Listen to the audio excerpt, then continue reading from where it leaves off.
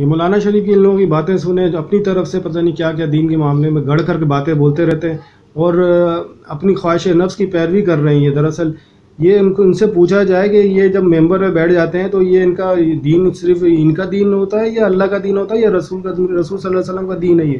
یہ جو مرضی آئے یعنی ممبر میں بیٹھ جانے کے بعد جو مرضی آئے یہ بول دیں اور ان کی کوئی پوچھ گچھ نہیں ہوگی، نہ ان کی کوئی تنقید نہیں ہوگی. یہ ان کی غلط فہمی ہے. یہ دراصل یہ اب لوگوں کو جو باتیں بتا رہے ہیں اپنی طرف سے لوگوں کو باتیں بتا رہے ہیں. اور جس طرح سے انہوں نے گفتگو کی ہے کہ یہ مولانا صاحب کے میں آپ کو آڈیو ویڈیو جو بھی ہے ایڈ کر کے دکھا دوں گا، پھر آپ کو جج کرنے میں آسانی ہوگی انہوں نے کیا کیا گفتگو کس طریقے سے لوگوں کو بہکا رہے ہیں اور کس طریقے سے لوگوں کو پتہ نہیں کس طرح سے دین پھیلا رہے ہیں اپنی خواہش کے مطابق. تو یہ تھوڑا سا اللہ کا خوف کریں. پہلی بات تو انہوں نے یہ کر دی کہ نیک لوگوں کی صحبت میں بیٹھنے والا جو ہے وہ ایمان پر مرے گا. نیک لوگوں کی صحبت میں جو بیٹھے گا تو میرے بھائی نیک لوگوں کی صحبت حضور انبیاء سے بڑھ کر کوئی نیک صحبت والے لوگ ہو سکتے ہیں؟ انبیاء کی جو ہیں وہ بیوی، انبیاء کی بیوی جہنم میں جا رہی ہے، انبیاء کے بیٹے جہنم میں جا رہے ہیں، انبیاء کے باپ جہنم میں جا رہے ہیں، ان سے بڑھ کر کوئی صحبت ہو سکتی ہے؟ یہ کس طرح کی بات ہے؟ کس طرح کے لوگوں کو یار بیکار ہیں یہ. لوگ نیک لوگوں کی صحبت میں بیٹھے گا وہ ایمان پر مرے گا یہ کہہ رہے ہیں. اور پھر اس کے بعد کہتے ہیں جس کو دیکھ کر اللہ یاد آ جائے، جس کو دیکھ کر اللہ یاد آ جائے. تو میرے بھائی آپ چرچ پہ چلے جاؤ، یہ یہودیوں کے مندر کوئی بھی چلے جاؤ تو ان سے بڑھ کر داڑھی اور پگڑی اور آپ کو نظر آ جائے، ان کو دیکھ کر آپ کو اللہ ہی یاد آ جائے گا. اور اگر زیادہ خواہش ہے تو پشاور چلے جائیں جہاں پہ بڑے پگڑی والے اور بڑی داڑھی والے پٹھان جو ہے سودی کاروبار کر رہے ہیں اور ان کو دیکھ کر آپ کو اللہ اور سب یاد آ جائے گا. اس طرح کی باتیں نہیں کریں. جس کو دیکھ کر اللہ یاد آ جائے، یہ اللہ تعالیٰ صورت اور نہیں دیکھے گا، آپ کے اعمال اور دل کے حال دیکھے گا، دلوں کے حال جانتا ہے اللہ تعالیٰ. تو اس طرح کے لوگوں کو گمراہ کر کے آپ اپنی خواہش کی جو پیروی کروا رہے ہیں تو یہ اللہ سے توبہ کریں. پھر یہ کہہ رہے ہیں جو شخص مسواک کے ساتھ نماز پڑھے، جو شخص مسواک کے ساتھ نماز پڑھے وہ پتہ نہیں کتنے درجات کر دیے اور مسواک کے پتہ نہیں کتنے مقام کر دیے اور کتنی بات کو آگے بڑھا کے چلے گا. حالانکہ قرآن میں جو ہے مسواک کا اور مسواک سے نماز کا اور اس طرح کا کوئی ذکر ہی نہیں ہے مسواک کے بارے. یہ تو انڈرسٹوڈ بات ہے کہ بھائی انسان اپنی حفاظت کے لیے، دانتوں کی حفاظت کے لیے مسواک لگا رہا ہے یا ٹوتھ پیسٹ کر رہا ہے تاکہ اس کی دانت کی حفاظت ہو، اس کے منہ سے بدبو نہ آئے. تو یہ دوسرے لوگ اس سے پریشان نہیں ہوں گے اور خود بھی حفاظت میں رہے گا اور یہ اللہ تعالیٰ کو بھی شاید پسند آ جائے. تو اس سے یہ تھوڑی ہے کہ نماز کے 70 درجے بڑھ جائیں گے اور وہ ایمان پر مرے گا. اور یہ اپنی طرف سے پتہ نہیں کیا کیا گفتگو کر کے آگے بڑھا دیتے ہیں، نئی ٹاپک اور نئی بات کو دین میں گھسیڑنے کی کوشش کرتے ہیں. اور پھر اس کے بعد کہہ رہے ہیں کہ اذان کا جواب دے گا، قیامت والے دن اس کی شفاعت کروں گا. اذان کا جواب دینا یہ ہوتا ہے بھائی، اذان جب ہوتی ہے مسجد میں تو نماز پڑھنے آ جاؤ، مسجد میں نماز کا ٹائم ہو گیا ہے. اذان کا مطلب ہی یہ ہوتا ہے کہ نماز کا اوقات کا پتہ لگے، اوقات کیا ہے. نماز آپ اذان کو دہرانا نہیں ہے. اگر نماز کا جواب یہ اذان کا جواب یہ ہوتا ہے کہ مسجد میں آپ چلے گئے تو اس کا اذان کا آپ کا جواب مل گیا، یعنی اذان کا آپ نے لحاظ کرتے اذان جو آپ نے سنا ہے پھر آپ مسجد چلے گئے، نماز پڑھ لی، اس کی ادائیگی کر لی. یہ اصل اذان کا مقصد ہوتا ہے. اور پتہ نہیں کیا کیا قیامت والے دن شفاعت ہوگا اور یہ ہوگا اور وہ ہوگا. حالانکہ اگر یہ مولانا صاحب یہ بولتے ہیں کہ جو شخص پاک اور باوضو رہے وہ ایمان پر مرے گا، جس شخص کے پیٹ میں حلال ہو وہ آرام سے بچتا ہو وہ شخص ایمان پر مرے گا، جو شخص نماز کا پابند ہو وہ نماز ہر حال میں پڑھتا ہو، وہ نماز کی پابندی ایسا کرتا ہو کہ نماز کسی حال میں نہ چھوڑتا ہو تو وہ شخص ایمان پر مرے گا. وہ صدقہ خیرات کا بھی پابند ہو، صدقہ خیرات کرتا رہتا ہو، وہ ایمان پہ مرے گا. تو اس طرح کی باتیں اگر مولانا بولتے تو سمجھ میں بھی آتی نا. جو جھوٹا ہو، جو جھوٹا نہ ہو، حق بات کرتا ہو، سچ پہ کھڑا ہو، سچ بات کرتا ہو، جو شرک سے بچتا ہو، جو شخص صرف اللہ کی رضا کے لیے سارے کام کرتا ہو وہ شخص ایمان پہ مرے گا اور اللہ تعالیٰ اس کو ایمان پہ موت دیں گے. تو یہ کس طرح کی باتیں کر رہے ہیں یار. یہ حضور صلی اللہ علیہ وسلم اور انبیاء جو بھی ہیں اپنی طرف سے بات کبھی زندگی میں نہیں بولی. اور اللہ تعالیٰ قرآن کی آیت میں بار بار کہہ رہے ہیں کہ رسول صلی اللہ علیہ وسلم کی ذمہ داری اس سے زیادہ کچھ بھی نہیں تھی کہ وہ صاف صاف اللہ کا حکم پہنچا دیں. وہ اپنی خواہش نفس سے نہیں بولتے تھے، وہ تو ایک وحی ہے جس پہ وہ نازل ہوتی تھی اور وہ نازل جو ہوتی تھی وہ بندوں تک پہنچاتے تھے. اور اس کے علاوہ اب اگر تم نے اس علم کے باوجود تمہارے پاس آ چکا ہے لوگوں کی خواہشات کی پیروی کی تو اللہ کے مقابلے میں کوئی نہ حامی ہوگا نہ مددگار ہوگا. تو یہ کس طرح کی مولانا صاحب اپنی طرف سے جو گفتگو کر رہے ہیں. اور کیا میں اس پیغام لانے والے انسان کے سوا اور بھی کچھ ہوں؟ یہ حضور صلی اللہ علیہ وسلم فرما رہے ہیں تمہارا کام صرف پیغام پہنچا دینا جو اللہ نے نازل کیا ہے، حساب لینا ہمارا کام ہے.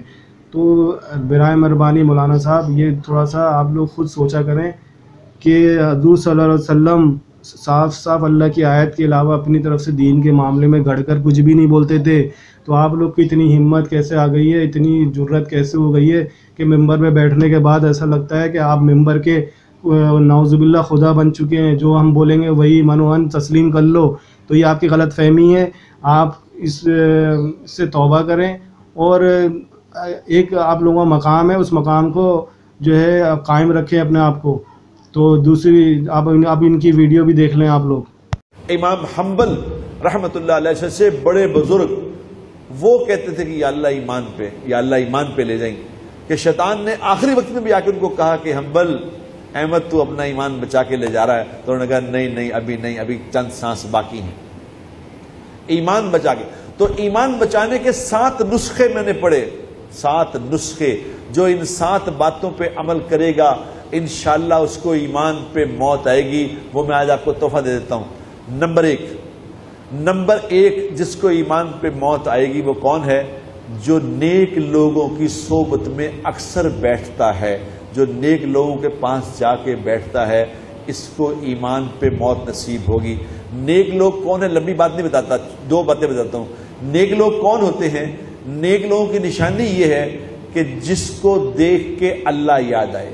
نمبر 1 نیک آدمی وہ جس کو دیکھ کے اللہ یاد آئے اور جس کے پاس بیٹھنے سے دنیا کی بے رغبتی ہو، دل میں دنیا کی بے رغبتی پیدا ہو، یہ ہے نیک انسان.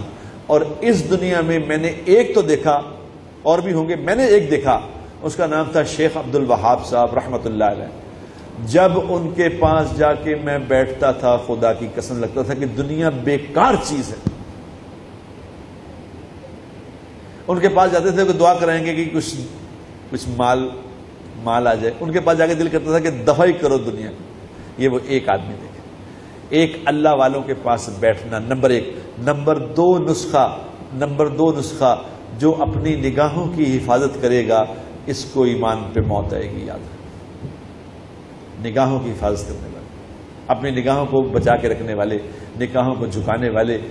آپ لوگوں کے لیے یہ کام بہت مشکل ہے، آپ لوگوں کے لیے کام ناممکن کہوں تو وہ بھی ٹھیک ہے، شاید بہت مشکل، کیونکہ آپ لوگوں کو بڑی پلاننگ سے پھنسایا گیا ہے.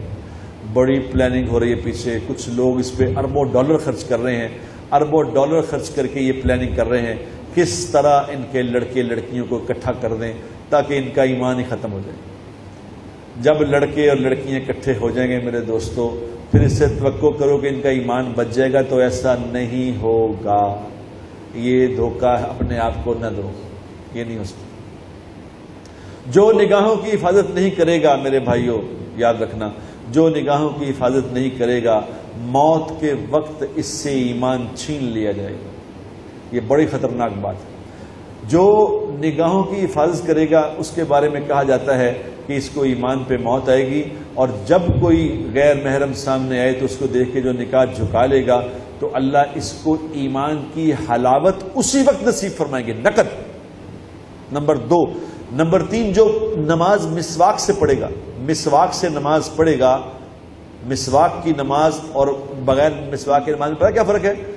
مسواک والی نماز کا دوسری نماز سے 70 گنا زیادہ اجر ہے، 70 گنا. اور کتابوں میں لکھی ہے یہ بات، جو مسواک سے نماز پڑھے گا اللہ تبارک و تعالیٰ ایک فرشتہ مقرر فرمائیں گے جو موت کے وقت آ کے اس کو کلمہ یاد کرائے گا. کلمہ پڑھ لے. نمبر 3. نمبر 4 قرآن کی ایک دعا ہے، سورہ آل عمران آیت نمبر 8، ربنا لا تزغ قلوبنا بعد اذ ہدیتنا وہب لنا من لدنک رحمہ انک انت الوہاب. یہ قرآن کی آیت ہے کہ یا اللہ جب تو مجھے ہدایت دے دیتا ہے پھر واپس نہ لیں. یا اللہ اس کو بس اب دے دیا تو، بڑے لوگ دنیا میں کوئی چیز دے دیتے واپس تھوڑی لیتے ہیں، اس لیے ہبہ کا لفظ ہے اس میں کہ یا اللہ دے دیا واپس نہ لیں.